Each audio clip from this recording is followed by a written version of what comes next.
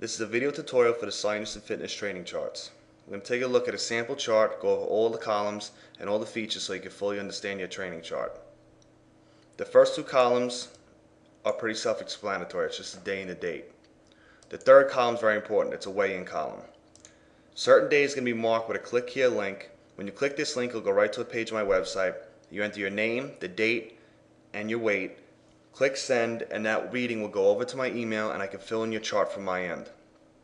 All weigh-ins are to be taken in the morning on an empty stomach after going to the bathroom, wearing little or no clothes. The reason for this is we want to eliminate all the variables. We don't want to take weigh-in readings at 5 o'clock in the afternoon where there's food and water in your system, and then the next day take an empty stomach and there's a big discrepancy there. We want to eliminate all the variables with the weigh-in. We want that AM, that morning weight, and that's your true weight. That's the weight we're going to base everything on. So that takes care of the weigh-in column. This next column is exercise. This is going to designate what body parts you're going to be training on certain days, if you're going to have a recovery day or cardio day. Pretty self-explanatory. The only thing is when you have multiple body parts listed, they're going to be separated by this underscore. So on this day, right here, you're going to be training shoulders, traps, and abs. And here you're going to do quads, hams, calves. This is a recovery day in which we're doing nothing, and this is a cardio only day.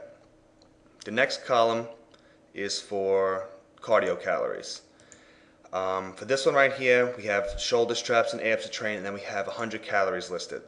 We always do weight training first, so we do this, and then we burn a quick 100 calories. The reason I work in terms of calories is because you could tell person A and person B to do 10 minutes of cardio, and person A can burn 100 calories, person B can burn 200 calories. So I like to keep things constant and deal more in terms of the cardio calories. So here we're going to be burning 100 calories. After this weight training session, 100 calories. Again, whenever there's weight training scheduled, you always do the weight training before the cardio. Here on a recovery day, there's no cardio scheduled. This is a cardio only day. So here we'll be burning 250 calories. On the cardio only days, the cardio tends to be a little higher in terms of volume. All right. Next column, set totals. All right. We have these numbers separated by underscores. So we have a 12, underscore 5, underscore 5. What this means is it correlates directly to here, to your shoulders, traps, and abs. So 12 sets for shoulders, 5 sets for traps, 5 sets for abs. All right. We come down here and we have 11, 7, 5. So that means 11 sets for quads, 7 sets for hamstrings, 5 sets for calves. All right, and it just goes like that. Down here, chest, triceps, abs, back, biceps. You have 14 and 8, so 14 sets for back, 8 sets for biceps. All right, the underscores directly correlate with each one of these columns. Next column is our rep range. All right, here we have listed a 10 to 12 rep range. All right, if you only see one number, that means you're training, like it just only says 10 to 12, that means you're training all these body parts in 10 to 12. If you start to see like 10 to 12 / 12 to 15, again, you follow the underscores. Next column is our training style. For this first chart example, everything's pretty much standard, so you're going to be training all these body parts standard training style. All these body parts standard training style. Next column is your daily water intake, not the water intake for your workout. Your daily water intake will be set here. All right, so we have this person set for 1¼ gallons, and this just means, same thing, 1¼ gallons. We come down here, we go over a little bit, Science and Fitness links. This is a link to the training chart tutorial page, where you probably got this video from. This is a link to the workout plan tutorial, go over all the aspects of the workout plans. Training styles, this is going to go over all the, training styles, standard, MLR, core, semi-intensity, high intensity, all that stuff, that's all listed here. Your missed day form, that's very important because this chart was set to end on June 14th. So that means I'm getting an alert, a reminder on my computer telling me at June 12th, start preparing another chart. If you miss a day or two and I don't know, then I'm thinking you need your new chart to start on June 15th. But if you miss a day or two, you really need the new one to start on the 16th or 17th. So what you do is, if you miss a day, be honest, all right? Click the missed day form, you put your name, the day, the date you missed, all right, and it gets sent to me and I can adjust the chart. Omit exercise form, again, that's for the workout plans.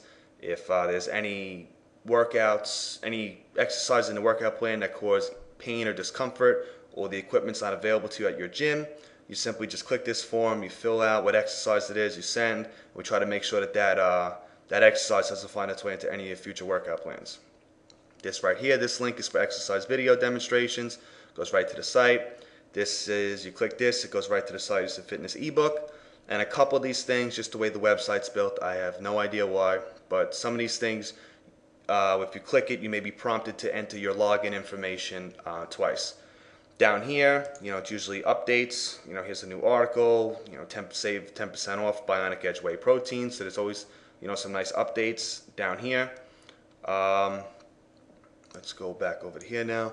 Here's our difference column based on your weigh-ins. If you lost 3 pounds, you'll be reflected here, minus 3 pounds.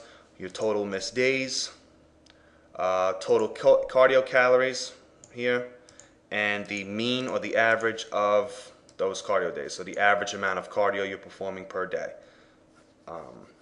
Well, per day that you're doing cardio. All right. This is another example chart. Things get a little more different here now. Again, days and dates stay the same. Weigh-ins here. Exercise listed here. Cardio calories here. Set totals, but now we start seeing this. If we start to see things with the colors inverted, that means that something different's going on there.